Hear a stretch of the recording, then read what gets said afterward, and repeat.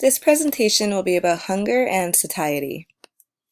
Hunger is the body's physiological mechanism for signaling the eating process.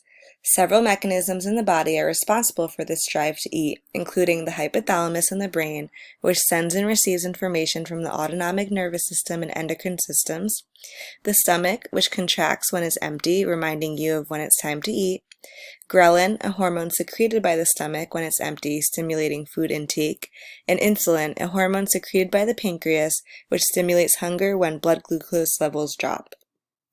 Satiety is a long-term act of feeling full between meals, which inhibits the body from consuming more food. This is not to be confused with satiation, which contributes to meal size and meal termination.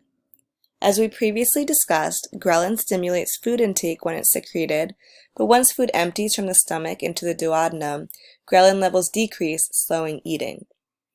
When food is taken in and enzymes are secreted to stimulate digestion, cholecystokinin and neuropeptide Y are secreted, inhibiting further intake.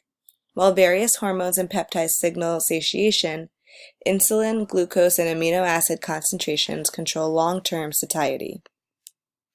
After meals, blood glucose levels increase, stimulating insulin secretion. Insulin then converts nutrients for storage and usage by cells. As insulin levels eventually drop upon completion, glucose levels will drop, and the cycle of stimulating hunger begins again. It's important to note that when one has type 2 diabetes characterized by high insulin levels and low blood glucose, or when one's dieting or fasting characterized by low insulin and blood glucose levels, individuals may experience an increase in hunger, contributing to overeating.